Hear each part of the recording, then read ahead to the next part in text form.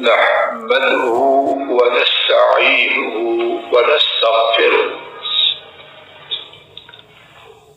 ونعوذ بالله من شرور أنفسنا ومن سيئات أعمالنا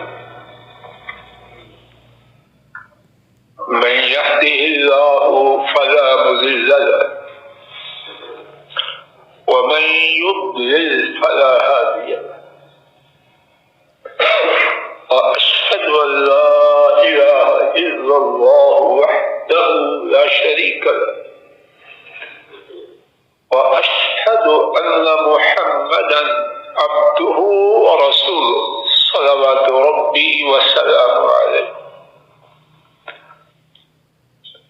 أما بعد فإن خير الحديث كتاب الله وخير الهدي هدي محمد صلى الله عليه وسلم وشر الأمور محدثاتها وكل محدثة بدعة وكل بدعة ضلالة وكل ضلالة في النار. اللهم انفعنا بما علمتنا وعلمنا ما ينفعنا وزدنا علما. سبحانك لا علم لنا إلا ما علمتنا إنك أنت العليم الحكيم. رب اشرح لي صدري ويسر لي أمري واحلل عقدة من لساني يفقهوا قولي. سبحانك لا علم لنا إلا ما علمتنا إنك أنت العليم الحكيم.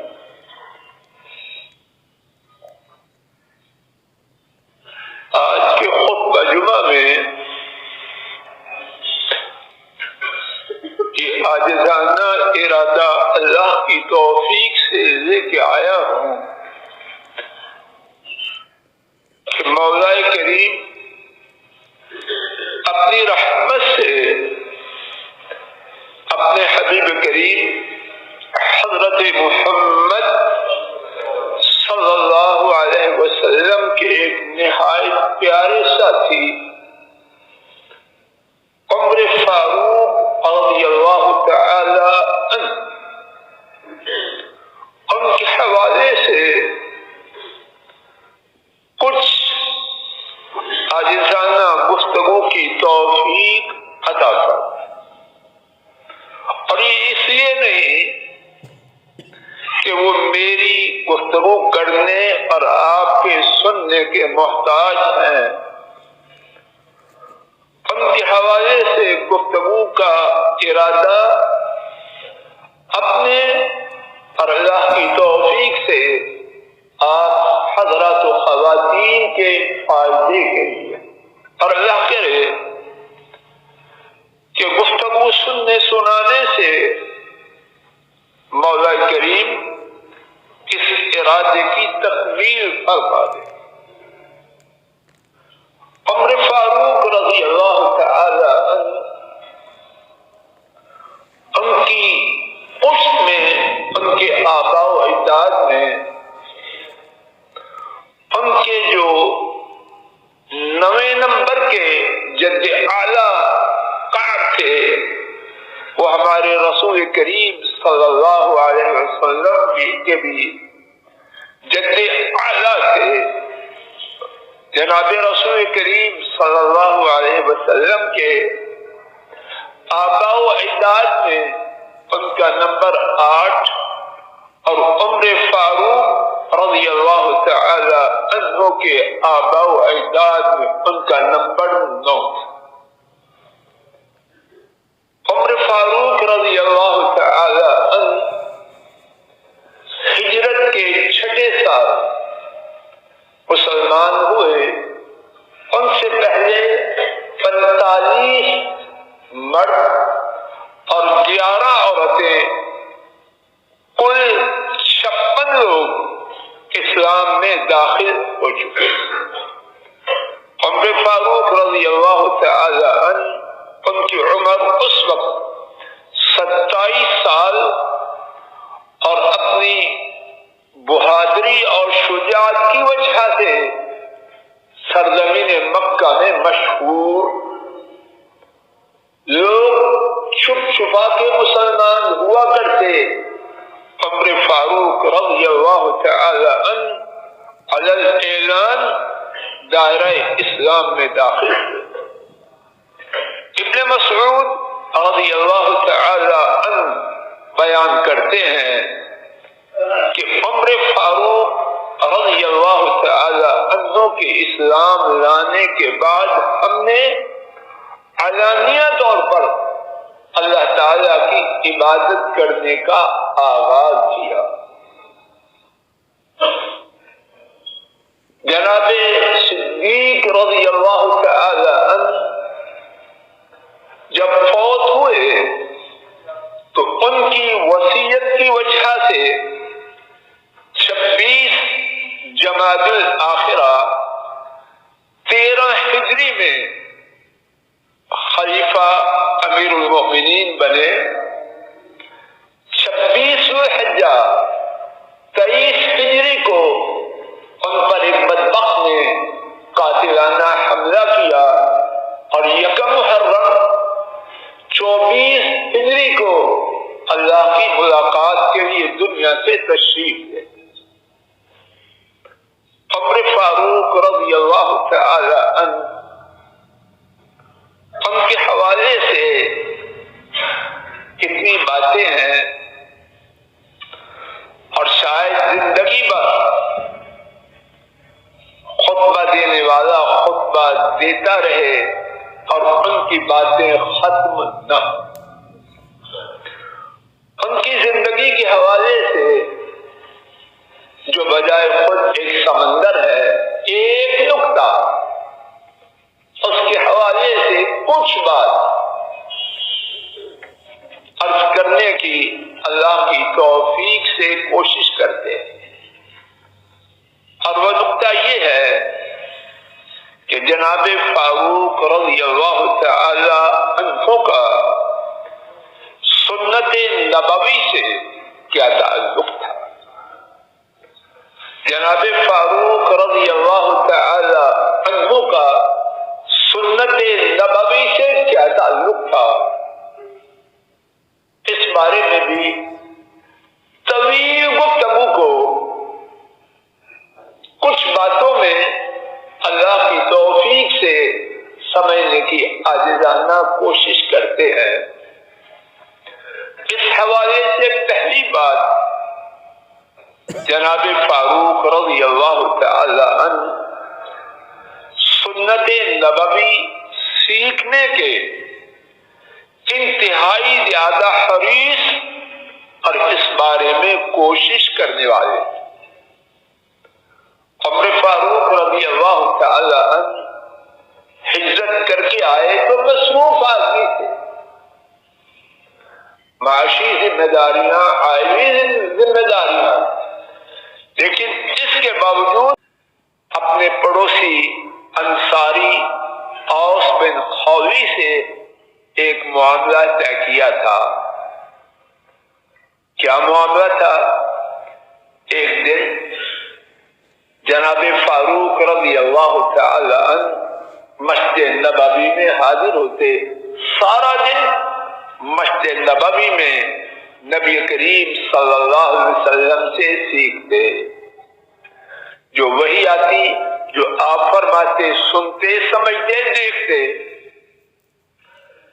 دوسرے دن ان کا پڑوسی انصاری اوس بن خولی رضی اللہ عنہ وہ تشریف لاتے اور کیا کرتے، جب اپنے گھر پہنچتے رات کو، عمر فاروق رضی اللہ تعالی عنہ جو اپنے ساتھی سے سنتے وہ اس کو سمجھتے، اور جب فاروق رضی اللہ تعالی عنہ کی باری ہوتی اپنے ساتھی کو سارے دن کی جو سیکھی ہوئی باتیں تھیں وہ اپنے ساتھی کو بتلا دیتے. توجہ فرمائیے، اپنی ذمہ داریوں سے فرار بھی نہیں اور کسی کی محتاجی بھی نہیں، اور سنت نبوی اس کے سیکھنے کا اہتمام بھی اس قدر زیادہ. جناب فاروق رضی اللہ تعالی عنہ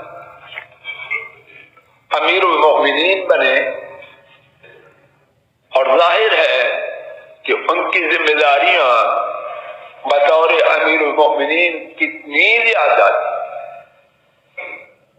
دوران خلافت بھی سنت کے سیکھنے، جاننے اور معلوم کرنے کا دروازہ اپنے اوپر بند نہ کیا. آئیے اس بارے میں میرے ساتھ کچھ واقعات ایک ایک کر کے اللہ کی توفیق سے بحوالہ سماعت فرمائیں. امام عبد الرزاق اور امام احمد رحمہ اللہ تعالی نے روایت کیا، حضرت سعید بن مسیب رضی اللہ تعالی عنہ وہ بیان کرتے ہیں، عمر فاروق رضی اللہ تعالی عنہ نے فرمایا، میری رائے یہ ہے کہ جب کوئی خامن قتل کیا جائے اس کی دیت ادا کی جائے. ایک بندہ غلطی سے قتل کیا گیا، اب قتل کرنے والے کے ذمہ اس کی دیت ہے، یا جان بوجھ کر کسی شخص کو قتل کیا گیا، اب بجائے قصاص کے معاملہ طے پایا دیت پر.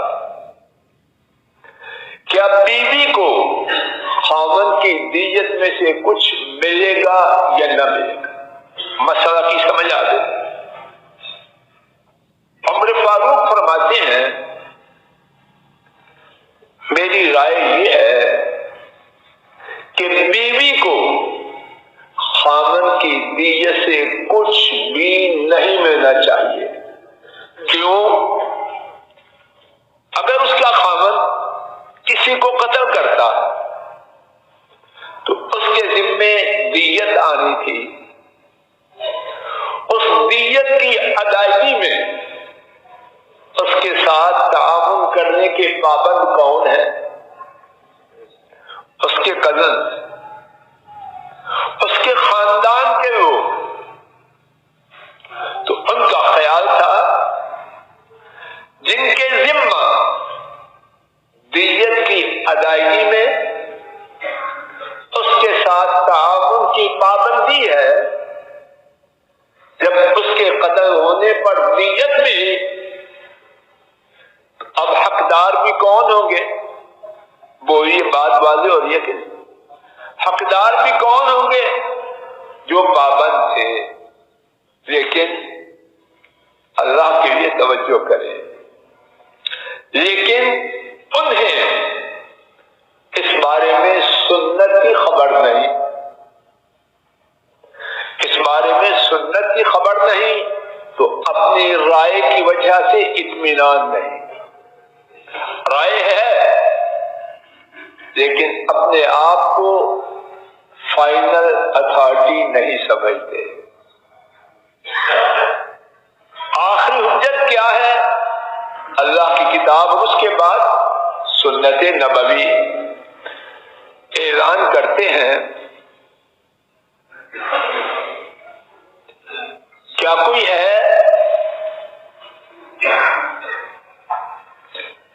ہے جس نے رسول اللہ صلی اللہ علیہ وسلم سے اس بارے میں سنا ہو؟ ہم کیا بات سن رہے تھے؟ سنت کے حاصل کرنے کا شوق. اب امیر المومنین ہے اور ایسے مسلمانوں کے خلیفہ کے دشمن ہزاروں میل دور کے نام سے دبکتے ہیں. اب پوچھ رہے ہیں ہے کوئی جس نے اس بارے میں اللہ کے رسول صلی اللہ علیہ وسلم سے سنا ہو؟ ضحاک بن سفیان نجد کا رہنے والا ایک بدو عربی عرض کرنے لگا جی میں نے سنا ہے. اور وہ کون تھے؟ ضحاک بن سفیان. معاذ اللہ کوئی حقارت مقصود نہیں، لیکن عمر کے مقابلے میں ضحاک کی کیا حیثیت ہے رضی اللہ تعالی عنہما. میرے پاس علم ہے کہ رسول کریم صلی اللہ علیہ وسلم نے مجھے لکھا اشیم الضبابی اس کی بیوی کو اس کے خاوند کی دیت میں وارث بناؤ.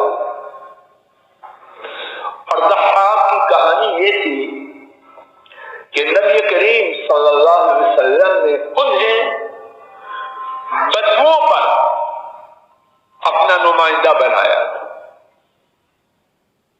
تو مجھے رسول کریم صلی اللہ علیہ وسلم نے لکھا کہ اشیم الضبابی اس کی دیت میں سے، جو ساتھی آخری صفوں میں بیٹھے ہیں حضرت نوازش اٹھیں تاکہ آنے والوں کو اثر اٹھیں، جگہ ہے دائیں بائیں، اٹھ جائیں بھائی، اٹھیے جلدی کیجیے، ابھی صفوں میں آ جائیں تاکہ باہر آنے والے لوگوں کو آسانی. اور اٹھیے مہربان کر، اٹھیے بیٹا،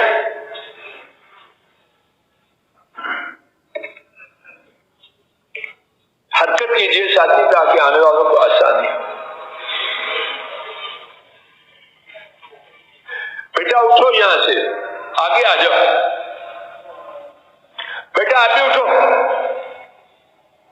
اٹھو پیچھے سے، میں آپ کو کہہ رہا ہوں اٹھ جاؤ.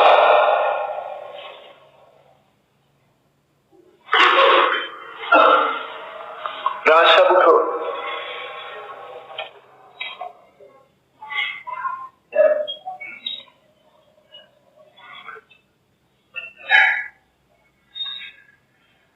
اب عمر فاروق رضی اللہ تعالی عنہ نے جب رسول کریم صلی اللہ علیہ وسلم کا فیصلہ ضحاک بن سفیان رضی اللہ تعالی عنہ کی زبان سے سنا تو کیا کہا؟ میں فاروق ہوں، جس گلی میں میں چلوں شیطان وہ گلی چھوڑ کے بھاگ جائے. مجھے جنت کی بشارت ہے، شہادت کی خبر ہے، کچھ نہیں کہا. عمر فاروق رضی اللہ تعالی عنہ نے اپنی رائے کو چھوڑا اور سنت رسول صلی اللہ علیہ وسلم جو نجد کے ایک بدو نے بتلائی اس کے مطابق فیصلہ کیا. آئیے اس حوالے سے آج کی گفتگو کا دوسرا واقعہ. اگر کوئی کسی خاتون کے پیٹ میں موجود بچے کو گرا دے تو اس گرانے والے پر کیا دیت ہے؟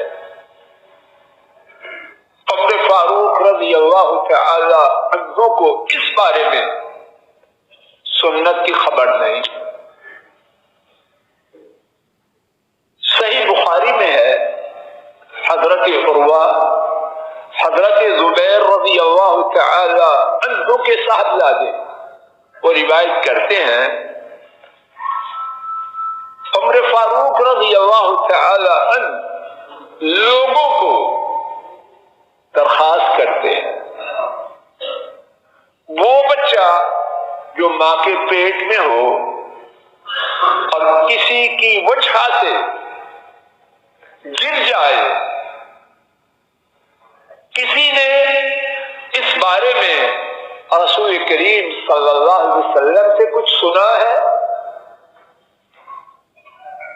حضرت مغیرہ رضی اللہ تعالی عنہ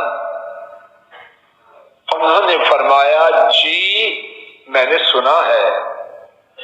رسول کریم صلی اللہ علیہ وسلم نے فرمایا جو کوئی کسی خاتون کے پیٹ میں موجود بچے کو گرا دے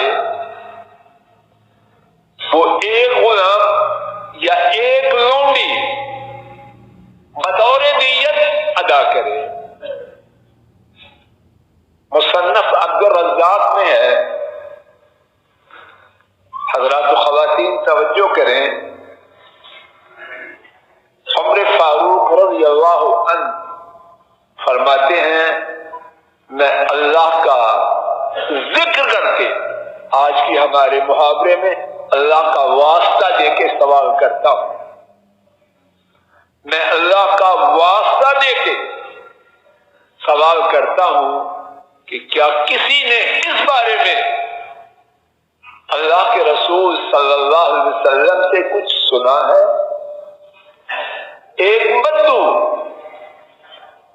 حمل بن مالک بن نابغہ، حمل بن مالک بن نابغہ دور دراز کا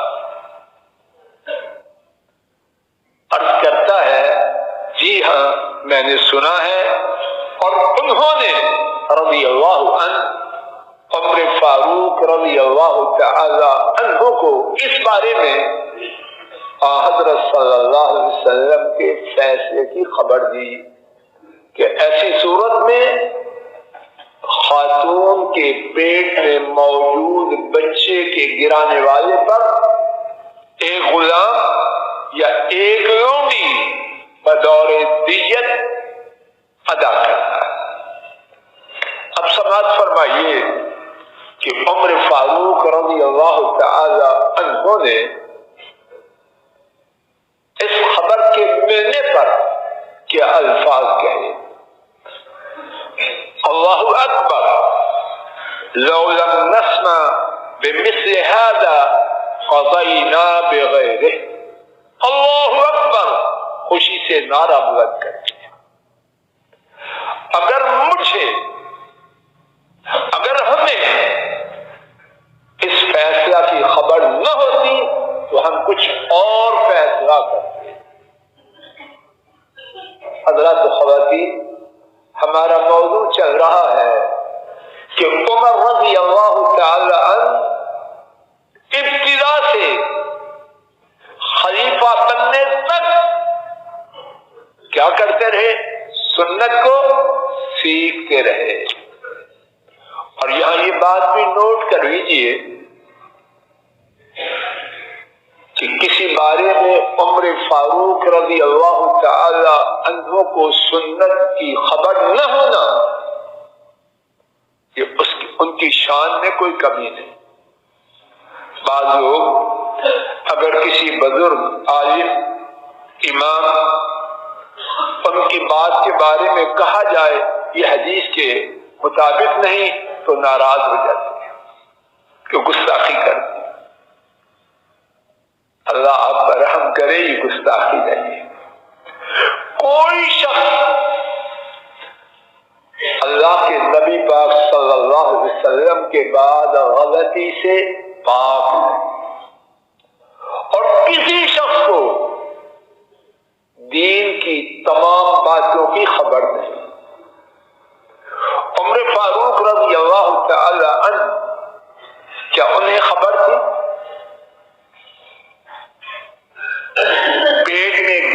پیٹ میں موجود بچے کے گرانے کے بارے میں انہیں سنت نبوی کی خبر تھی؟ احترام کے معیار جو ہم نے بنائے وہ نہیں، احترام کے معیار وہ ہیں جو کتاب و سنت۔ آئیے اسی بارے میں آج کے خطبہ کا تیسرا واقعہ امام مالک موطا میں روایت کرتے ہیں، جعفر بن محمد بن علی نے اپنے باپ محمد بن علی رضی اللہ عنہ سے روایت کیا. عمر فاروق رضی اللہ عنہ فرماتے ہیں مجھے پتا نہیں مجوسیوں کے بارے میں. مجوسی آتش پرست جو آگ کی پوجا کرتے ہیں. مجھے پتا نہیں کہ آتش پرستوں کے بارے میں کیا کروں, ان سے جزیہ لوں کہ نہ لوں. عبد الرحمن بن عوف رضی اللہ تعالی عنہ عرض کرتے ہیں میں گواہی دیتا ہوں کہ رسول کریم صلی اللہ علیہ وسلم نے فرمایا آتش پرستوں سے وہی معاملہ کرو جو اہل کتاب سے کرتے ہو. اور اہل کتاب میں معاملہ کیا ہے؟ یا مسلمان ہو جائیں یا جزیہ دیں یا لڑائی کریں. مشرکوں سے دو باتیں تھیں, یا مسلمان ہو جائیں یا لڑائی کریں. اہل کتاب سے تین باتیں. اب آتش پرست عمر فاروق رضی اللہ تعالی عنہ نہیں جانتے, اور جب نہیں جانتے تھے تو پوچھتے. اگر یہ اعلان کہتے ہیں مجھے خبر نہیں, اور جب سنت کی خبر دی جاتی ہے سمعنا واطعنا. اللہ اپنی رحمت سے مجھے آپ کو عمر فاروق رضی اللہ تعالی عنہ کے طریقے پر لائے. ساری زندگی سنت سیکھتے رہیں اور سنت کے مطابق چلتے رہیں, اور جہاں ہماری آراء یا کسی کی رائے سنت کے خلاف ہو اللہ تعالی ہمیں توفیق دے کہ جناب فاروق رضی اللہ تعالی عنہ ان کی طرح سنت کو لیتے رہیں اور اس کے برعکس ہر بات کو چھوڑتے رہیں. وآخر دعوانا ان الحمد للہ رب العالمین. الحمد للہ نحمده ونستعینه ونستغفره ونعوذ باللہ من شرور انفسنا ومن سیئات اعمالنا. من يهده الله فلا مضل له ومن يضلل فلا هادي له واشهد ان لا اله الا الله وحده لا شريك له واشهد ان محمدا عبده ورسوله صلوات ربي وسلامه عليه. آج کی خطبہ جمعہ میں جناب فاروق رضی اللہ تعالی عنہ کے حوالے سے یہ بات عرض کی گئی کہ جناب فاروق رضی اللہ تعالی عنہ زندگی بھر سنت کے سیکھنے کے لیے جد و جہد میں رہے, اور جہاں کہیں سنت نبوی صلی اللہ علیہ وسلم کی خبر ہوئی اسی کو مضبوطی سے تھام لیا. اللہ مجھے آپ کو بھی اسی طرز عمل کو ساری زندگی اپنانے اور اسی پر جینے اور اسی پر مرنے کی توفیق عطا فرمائے. آئندہ خطبہ جمعہ میں بھی اللہ کی توفیق سے اسی حوالے سے مزید کچھ عاجزانہ گفتگو کی کوشش کی جائے گی. ہماری مسجد کے ساتھی غلام حسین صاحب ان کی والدہ محترمہ کا حکم الہی سے انتقال ہو گیا ہے. نماز جمعہ کے بعد انشاءاللہ الرحمن اسی مقام پر ان کی نماز جنازہ ادا کی جائے گی. احباب سے اللہ تعالیٰ کی رضا کے لیے جنازہ میں شرکت کی التماس ہے. ہمارے مسجد کے ایک اور ساتھی شیخ عابد صاحب ان کے بھانجے آج فجر سے پہلے لاہور میں انتقال کر گئے ہیں.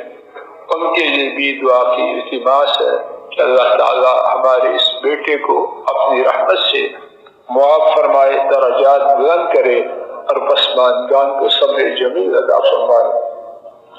اللهم صل على محمد وعلى آل محمد كما صليت على إبراهيم وعلى آل إبراهيم إنك حميد مجيد.